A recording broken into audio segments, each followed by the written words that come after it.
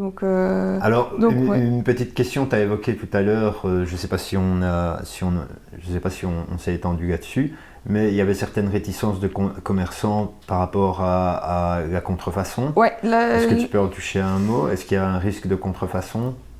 bon, on s'est attelé à mettre plusieurs niveaux de sécurité, en tout cas pour éviter la fraude. Maintenant, ce que je dis toujours, c'est que vu les moyens qu'ils vont devoir utiliser pour faire des faux loupies, autant faire de faux euros. Parce que je ne sais pas si c'est bien intéressant de faire de la contrefaçon pour au final aller s'acheter des tomates locales. Mais bon. Donc, qu'est-ce qu'on a mis au point comme sécurité? Déjà, on a un papier spécial à base de déchets de pierre. Donc non, on n'a pas abattu d'arbres pour faire ces loupies, parce que ça aussi, c'était une remarque qu'on nous avait faite. Donc, papier au toucher spécial, déjà, franchement, ça n'a rien à voir avec une feuille ordinaire. On a un hologramme ici à chaud.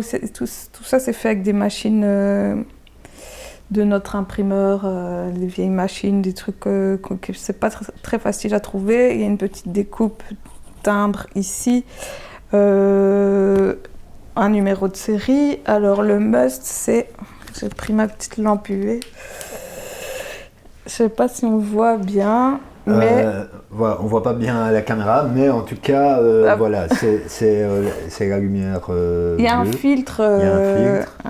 un filtre UV sur le billet qui fait que quand on veut les photocopier ou les scanner, ben ces éléments apparaissent en noir. Donc voilà, c'est un peu laborieux d'imiter des loupies. Et voilà. Je pense pas que ça va se faire, mais en tout cas, les commerçants disposent de spécimens, parce que ici ce sont les spécimens, pour comparer, vérifier la couleur et tout ça. Oui, comme je disais tantôt, c'est des techniques d'impression à l'ancienne, avec des couleurs spécifiques. Donc le faux billet ne ressemblera pas à celui-ci. Donc voilà, si on a des doutes, on compare, et on peut très bien refuser un billet s'il est louche, quoi.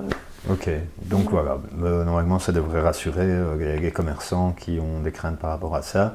Ouais. Vous avez mis des choses en place pour éviter le risque de contrefaçon.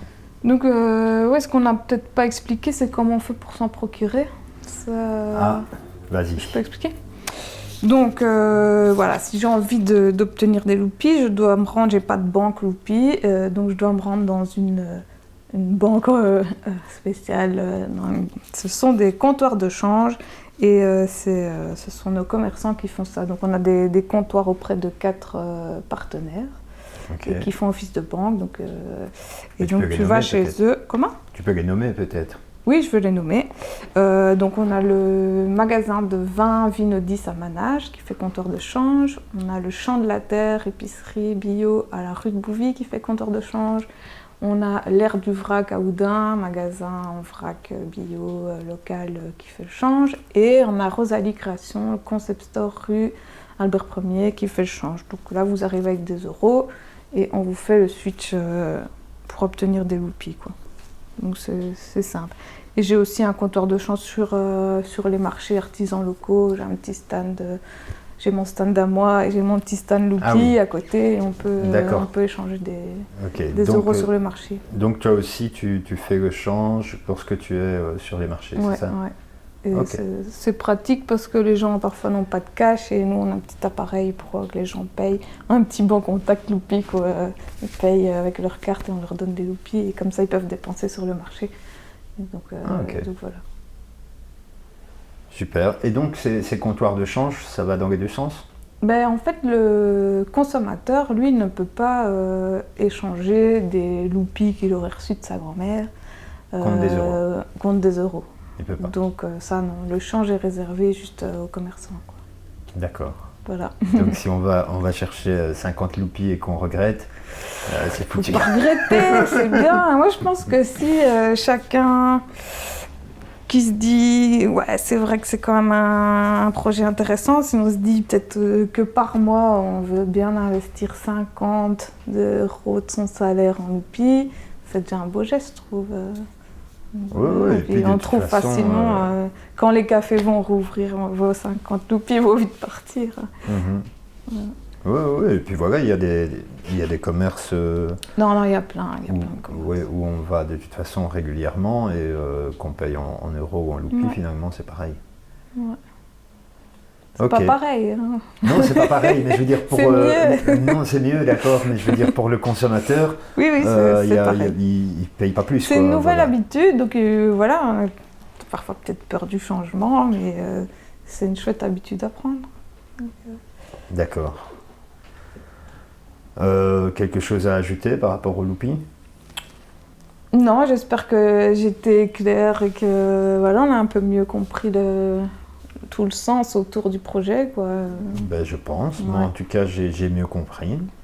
Ouais, Parce parce que que j'avais- non, ça paraît souvent comme une idée aberrante.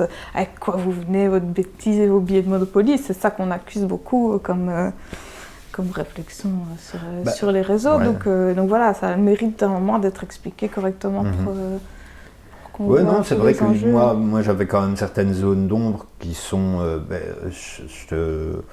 Je t'en ai parlé tout à l'heure, mais en off.